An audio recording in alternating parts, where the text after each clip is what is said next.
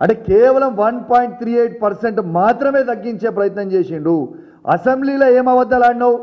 ఇలా కేసీఆర్ గారి ప్రభుత్వం 22,000 కోట్ల రూపాయలని వృధా చేసింది అని అసెంబ్లీ సాక్షిగా తెలంగాణ రైతాంగం మొత్తం కూడా వినేటట్టు నువ్వు మాట్లాడినావు. మరి ఇవాళ ఏం జవాబు చెప్తావు?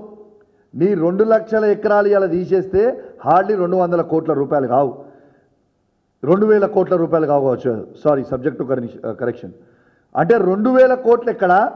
ఇలా ఆ 2,000 కోట్లు కూడా ఖచ్చితంగా అవి కూడా రైతులే. నువ్వు లంగదంద అయ్యేసి అన్ని అబద్ధాలు పెట్టి చెప్తా ఉన్నావు. కానీ మరి నీ 22,000 కోట్లు అని చెప్పినావు. మరి 22,000 కోట్లు ఎక్కడ చేసిండు రేవంత్ రెడ్డి గారు? మీరు ఒక్కటి గుర్తుపెట్టుకోండి, కేసీఆర్ గారు మీలక్క తుగ్లక్ పనులు చేయడు. కేసీఆర్ గారు ఏ పని చేసినా పగడబందీ చేస్తారు. ఇలా కేసీఆర్ గారు ఒక్కసారి కూడా ఏ రైతుని కూడా రైతు భరోసా కోసం వచ్చి ఇలా అప్లికేషన్లు పెట్టుకొని ఒక్కసారి కూడా చెప్పలేదు. ఇలా ఆఫీసులో చుట్టూ ఏ ఒక్క నాడు కూడా కేసీఆర్ గారు ఒక్క రైతుని కూడా ఆఫీసులో చుట్టూ తిప్పలేదు.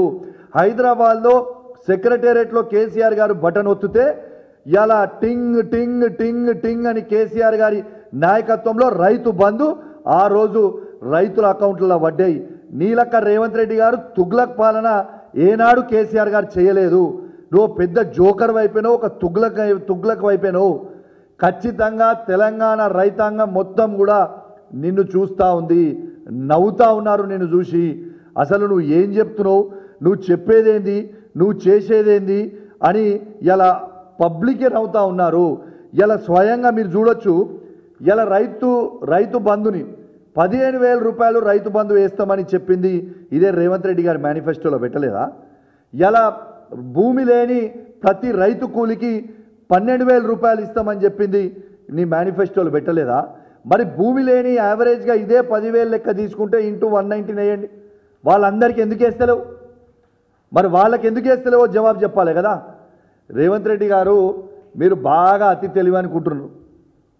బాగా తెలివి ఉన్నది మాకు, మేము ఏం చెప్పినా నడుస్తుందని అనుకుంటున్నాం. కానీ ప్రజలు నిన్ను చూసుకొని చీచీ అని కొడుతున్నారు. నిన్ను ప్రజాపాలన అనే పరిస్థితి అంటలేరు. ఇది ప్రజలందరూ కూడా ఏమంటున్నారు అంటే నీ మీద ఉంచేసే పాలన నడుస్తుంది అని అంటున్నారు. ఇలా నీకే సిగ్గుండాలి. ఇప్పటికే ఇజ్జత్ మానం మొత్తం తీసుకున్నావు. ఇకనన్నా అబద్ధాలు చెప్పుడు బంద్ చేయి, ఇజ్జత్ పోతుందని చెప్పి ఈ సందర్భంగా తెలియజేస్తా ఉన్నాను. ఇక ఇంకొకటి పెద్ద ఇలా రియాలిటీ షో అయినట్టు ఇవాళ ఇంకొకటి చాలా పెద్దగా అయింది. ప్రెస్ మిత్రులందరూ కూడా దీన్ని ప్రత్యేకంగా కవర్ చేయాలి, మీరు కూడా గమనించాలని విజ్ఞప్తి చేస్తూ ఉన్నాను. ఇవాళ రేవంత్ రెడ్డి గారి నాయకత్వంలో సునీల్ కన్గోల్ గారు మా 10 మంది ఎమ్మెల్యేలని బీఆర్ఎస్ పార్టీ నుంచి కోట్ల రూపాయలు ఇచ్చి కొనుగోలు చేయగలిగిండు.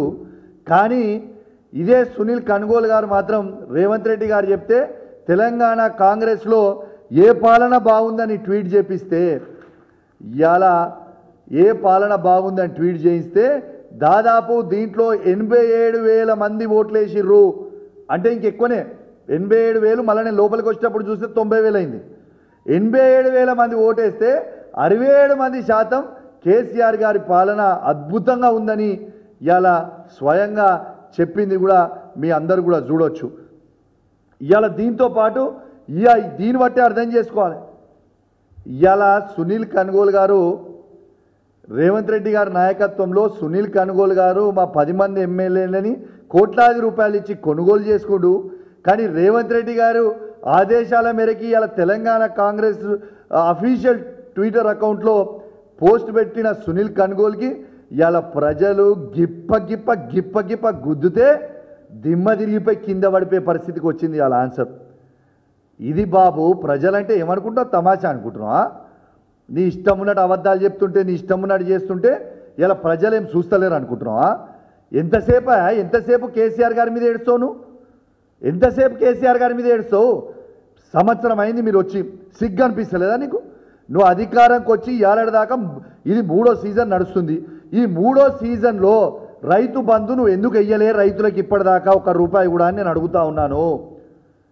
అంటే పూర్తి అబద్ధాలు చెప్తా ఉన్నారు. తెలంగాణ ప్రజలారా మీకు దండం పెట్టి చెప్తా ఉన్నాను, రేవంత్ రెడ్డి గారు పక్కా మోసం చేస్తూ ఉన్నాడు. మళ్ళా కేవలం సర్పంచ్ ఎలక్షన్ల కోసం, జెడ్పీటీసీ ఎలక్షన్ల కోసం, ఎంపీటీసీ ఎలక్షన్ల కోసం, కౌన్సిలర్ ఎలక్షన్ల కోసం మీకు అబద్ధాలు చెప్పే ప్రయత్నం మరొక్కసారి చేస్తా ఉన్నారు.